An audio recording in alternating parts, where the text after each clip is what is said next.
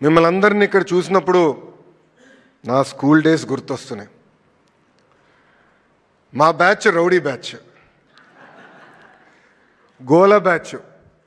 మేమందరం back benchers. కానీ నేను బ్యాక్ బెంచ్ నుంచి స్టాన్ఫర్డ్ ఎట్లా వెళ్ళాలని మీ అందరికీ డౌట్ రావచ్చు. దానికి కారణం నా జీవితంలో గురువులు చూపించిన దారి. నా స్కూలింగ్ అంతా నేను హైదరాబాద్లో భారతీయ విద్యాభవన్లో చేశా. చెప్పే కదా మాది గోల బ్యాచ్ అని. మంజుల మేడం గారు అని ఉండేవారు. గట్టిగా 2 పీకి మమ్మల్ని డిసిప్లిన్ చేసేవారు. దాని తర్వాత మా ప్రిన్సిపల్ రమాదేవి మేడం గారు ఉన్నారు. మేడం గారు ఆధ్వర్యంలో నేను వైస్ ప్రిఫెక్ట్ అయ్యి ఒక డిసిప్లిన్, పట్టుదల, మొత్తం ఒక స్కూల్ని ఎట్లా నడిపించాలనేది మేడం గారు నేర్చుకున్నా. మనందరం స్కూల్స్లో ఈ మధ్యన బ్రిడ్జ్ కోర్సెస్ గురించి మాట్లాడుతున్నాం. అంటే ఏజ్ అప్రాప్రియేట్ లెర్నింగ్ అవ్వట్లేదు, పిల్లలకి బ్రిడ్జ్ కోర్సెస్ కావాలని. I'm a recipient of bridge course. నేను ఇంటర్కి వచ్చినప్పుడు కొన్ని ఫండమెంటల్స్లో నేను వీక్గా ఉన్నానని గౌరవ ముఖ్యమంత్రి గారు నారాయణ్ సార్ని పిలిచి, మా ఆవిడ ఇంకొన్ని ఫండమెంటల్స్లో వీక్గా ఉన్నాడు, నేర్చుకోవాల్సిన అవసరం ఉందంటే నారాయణ్ సార్ నాకు ఆ బ్రిడ్జ్ కోర్స్ నేర్పించిన వ్యక్తి. వాస్తవంగా ఆ 2 సంవత్సరాలు నా జీవితాన్ని మార్చేసింది. దాని తర్వాత నేను SAT రాశాను. కార్నెగీ మెల్లన్ యూనివర్సిటీకి వెళ్ళా. అక్కడ రాజిరెడ్డి గారు ఆధ్వర్యంలో నేను చదువుకున్న వ్యక్తి. రాజిరెడ్డి గారు నాకు అయితే ఫస్ట్ సెమిస్టర్ బాగా గుర్తు, ఎందుకంటే మొదటిసారి ఇంటి నుంచి దూరంగా ఉన్నా. కనీసం టైంకి హెయిర్ కట్ కూడా చేయాలని నాకు తెలియలే, ఎందుకంటే ఇంట్లో ఉంటే అమ్మ చేయించేవారు అన్నీ. అలాంటిది రాజిరెడ్డి గారు క్రెడిట్ సిస్టమ్ అంటే ఏంటి, సెల్ఫ్ డిఫైన్డ్ మేజర్ అంటే ఏంటి మొత్తం నేర్పించి ఈరోజు నేను మీ ముందల ఒక విద్యాశాఖ మంత్రిగా నిలబడుతున్నానంటే దానికి కారణం ఈ నలుగురు అని ఈ సభాముఖం తెలియజేస్తున్నా. నేను మొదటగా గౌరవించేది మా తల్లి అవుతే, దాని తర్వాత ఉపాధ్యాయుల్ని. నేను విద్యాశాఖ మంత్రి అయిన తర్వాత ఫీల్డ్లో ఉపాధ్యాయులు చేస్తున్న మంచి పనులు గుర్తించి వాళ్ళని నేను పిలుచుకుని వారానికి ఒకరితో కూర్చుని ఎలా ప్రభుత్వ విద్యా వ్యవస్థని మెరుగుపరచాలని వాళ్ళతో నేను చర్చిస్తాం కూడా జరుగుతుంది.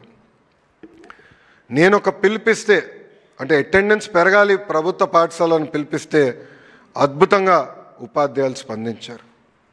కొన్ని గ్రామాల్లో అయితే ఉపాధ్యాయులు మైక్ వాళ్ళ స్కూటర్కి కట్టి ఊరేగింపు చేసిన వారు కూడా ఉన్నారు. ఇంతేకాదు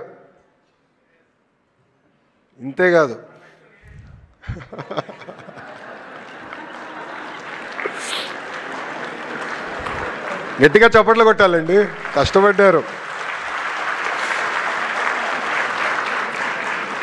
ఒక మహిళా టీచర్ ఒక విలేకరితో మాట్లాడుతూ ఆ విలేకరి అడిగారు, పిల్లల్ని ఎందుకు ప్రభుత్వ పాఠశాలలో చేర్చాలంటే 0 ఇన్వెస్ట్మెంట్ హై రిటర్న్స్ అని చెప్పారు. ఆ విలేకరికి అర్థం అలా. ఏంటి సార్ కొంచెం ఎక్స్ప్లెయిన్ చేయండి మేడం అంటే, ప్రైవేట్ స్కూల్లో అయితే బ్యాగ్స్కి పుస్తకాలకి డబ్బులు కట్టాల్సిన అవసరం ఉంటుంది, కానీ మా ప్రభుత్వ పాఠశాల మొత్తం ప్రభుత్వమే మీ పిల్లల భవిష్యత్తు కోసం మీ ఖర్చు పెడుతుంది. అంతేకాకుండా అద్భుతమైన క్వాలిఫైడ్ టీచర్స్ మా దగ్గర ఉన్నారని కూడా మేడం గారు గర్వంగా చెప్పే పరిస్థితి. గౌరవ ముఖ్యమంత్రి గారికి నేను ఈరోజు తెలియజేస్తున్నా, సార్ మీ నాయకత్వంలో ఆంధ్ర రాష్ట్ర చరిత్రలో బహుశా మొదటిసారి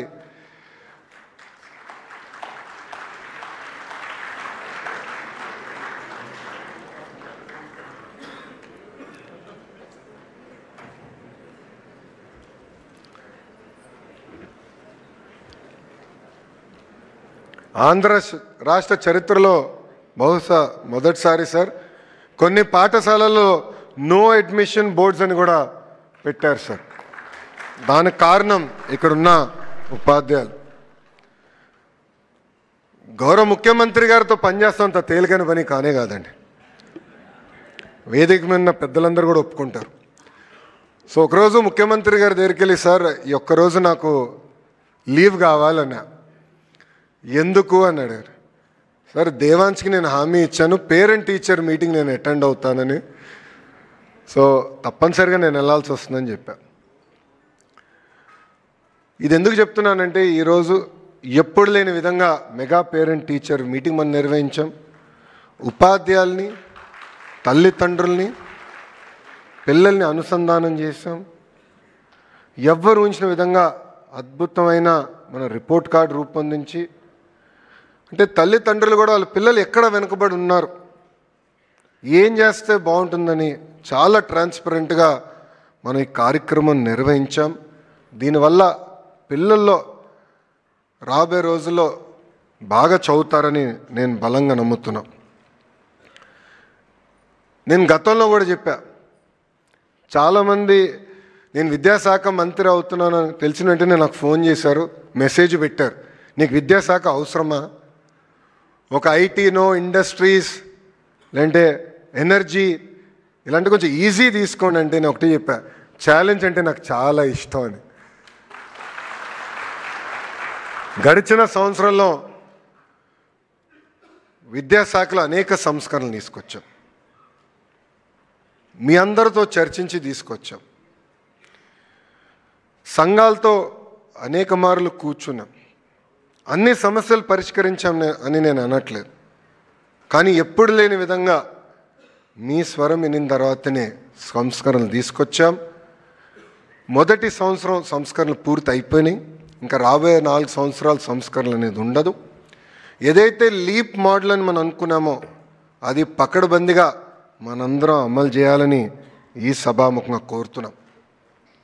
ప్రత్యేకంగా గౌరవ ముఖ్యమంత్రి గారికి కొన్ని విషయాలు తెలియజేయాలని అనుకునే ఈ వేదిక. సార్, కరికులంలో అనేక మార్పులు మేము తీసుకొచ్చాం. అంతేకాదు ప్రైమరీ స్కూల్స్లో 1 క్లాస్ 1 టీచర్ అనేది మీరు గతంలో మాకు చెప్తాం జరిగింది సార్. ఈరోజు మేము గర్వంగా చెప్పగలుగుతున్నాం, గతంలో 3% పాఠశాలలే 1 క్లాస్ 1 టీచర్ ఉంటే అది ఇప్పుడు దాదాపు 33%, అంటే సుమారుగా 9600 మోడల్ ప్రైమరీ స్కూల్స్ ఏర్పాటు చేస్తాం జరిగింది.